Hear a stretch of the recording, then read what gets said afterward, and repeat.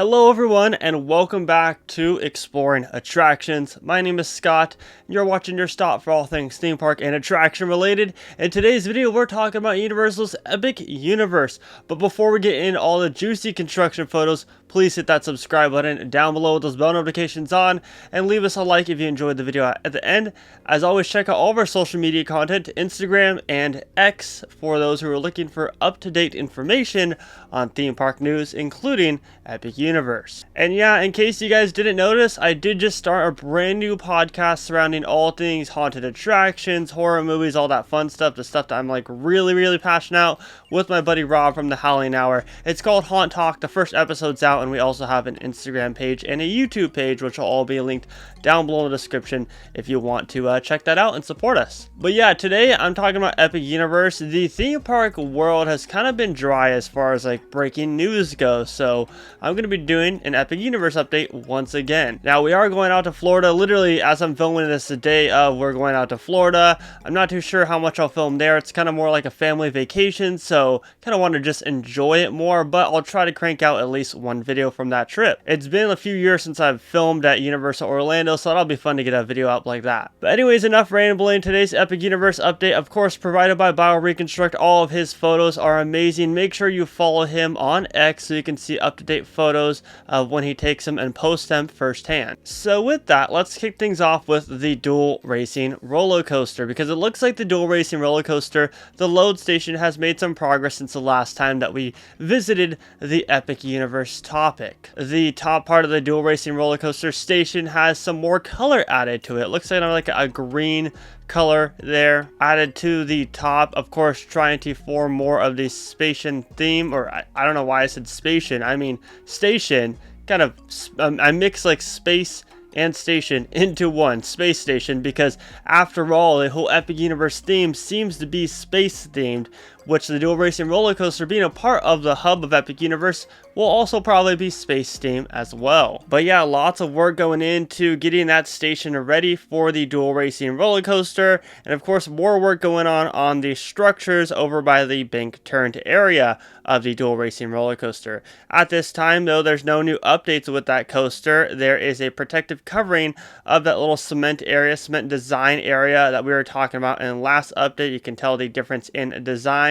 And of course, here's a great look at the entire Dual Racing Roller Coaster in all of its glory, right next to the How to Train Your Dragon Land. And with that, of course, the How to Train Your Dragon Land is coming along probably the fastest at Epic Universe, like we say in every single update. The Great Hall Restaurant has seen some even more progress with the rock work going on the top of the building, and you get a great up-close shot of one of the entry portals to the Great Hall Restaurant, because it looks like there's going to be two different entrances, or maybe there's going to be like some form of side entrance. But nonetheless, in this great zoom photo that BioReconstruct took, you can see one of the entrances in the middle, and then the other one of course will be on the left hand side. We had tons of rock work going into this building as usual. I'll be excited to see once they finally complete all that rock work on the top of the Great Hall Restaurant. Speaking of loading stations though, the water-based attraction in the How to Train Your Dragon Land has also seen some new improvements. All of those wood planks have gone up and it's forming kind of like a weird structure. However, it does fit the theme perfectly of How to Train Your Dragon and Vikings. And like we reported in last update, you can see a little bit of detail for that water-based attraction as far as the sets go. But yeah, this station is like so unique the way that it's set up. I believe I made the comparison last time that it kind of reminds me of like the Flight of the Hippogriff station in its own way, with the wood planks and everything. And what's funny is because that station is also kind of like the same as the main family coaster in the How to Train Your Dragon Land as well. They kind of have the same theme slash vibe. And then of course, yeah, you have the wood planks at the main entry portal, so they're definitely utilizing a lot of wood planks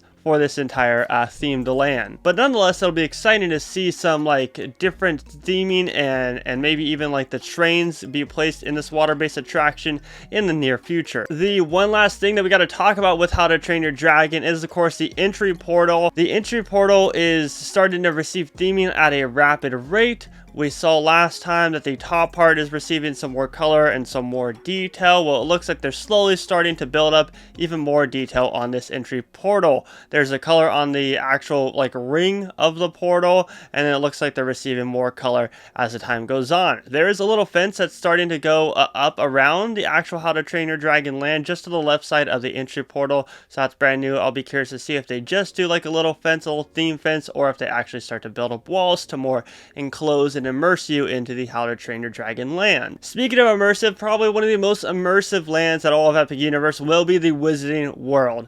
What will be the Wizarding World? Will it be an indoor attraction? Will it be just everything on the outside? Well, we don't know yet, but there is a giant show building that implicates that there will be an attraction placed inside of that building. But the scaffolding and the scrim has been removed of this entry portal in specific, and now we kind of get a more definitive look at exactly how that entry portal is going to look like. There's stone placed all over the place. That stone kind of forming more of like a Wizarding World themed entry portal to immerse yourself in the land with all the tall surrounding buildings all over the place. And you get a good look at some of the surrounding buildings. Just when you think that some of the buildings are done and they're not receiving any more detail, some new ones start to pop up. Like in the middle section of everything, you can see some even more framing and structures start to pop up that I didn't expect to be placed there. This land is definitely going to be like one of the more fun lands to explore all the nooks and crannies of it and all the tight corners throughout the entire Wizarding World. And then of course we don't know what's going on the inside of the main building, let alone the main building, but all the surrounding buildings. So it'll be exciting to discover all the stuff going on there as well. The main in-park hotel actually looks like a hotel, like 100% complete. I shouldn't say 100% complete. I should say like the structure looks 100% complete. They still need to add the windows. They still need to add the theming and everything. But as far as like the actual base and the structure goes, it looks complete for a hotel. So I'm pretty excited for this. The backdrop of that hotel in the background is going to make for perfect photo opportunities, and I definitely think that there will start to be some detail added very, very soon with the Stella Nova Resort, the offsite hotel, already receiving tons of detail and still to this day receiving more and more. So I'm excited for this main hotel. It's going to be expensive, but I definitely think it'll be worth the stay. But to kind of cap off this video, we're going to be talking about Universal Monsters, everybody's most anticipated, or at least the Halloween Horror Nights fans' most anticipated land for the entire Epic Universe theme park. Now, with the rumored Wolfman coaster, finally we have an idea of where the queue is going to be placed at. There is kind of like a paved wooden dirt path, if you will, leading up to the main load station of this coaster, so you can finally get an idea of where the entrance will be for the coaster and the actual queue leading up to it. It doesn't look like a very lengthy queue. However, we haven't seen how much room is actually on the inside of the load station. Could there be like a themed indoor queue with a couple switchbacks in there leading you up to when you're actually going to ride the coaster?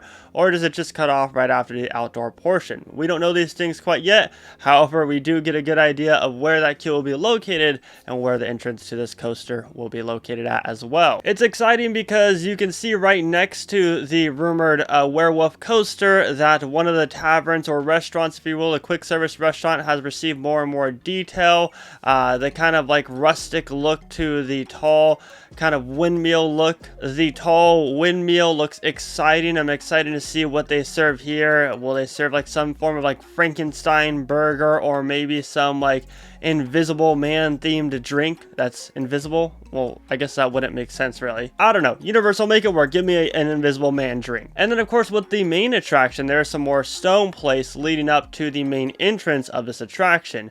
We talked about before how there's that little archway at the front where you'll probably have the test seat there and the separation between Universal Express and Standby, and then you kind of lead up into across like a bridge, if you will, into the main castle, which would be the main attraction. There's more rock work going on, kind of separating that queue compared to the regular land of Universal Monsters, so that's exciting. That adds more and more theming to the castle of Frankenstein. And then yeah, the village is starting to erect more structures as well, more details popping up in the village, left, right, and center. But yeah, lots of stuff going on at Epic Universe right now. Not a lot going on with Super Nintendo World. However, I did see someone posted a video that the Yoshi Omnimover attraction is already testing, so that's exciting. But but as far as photos go, there's nothing new with Super Nintendo World. And the rest of the theme park, of course, is ramping up with the construction, the front archway, all of the hub attractions and everything, and they're all getting ready for the 2025 opening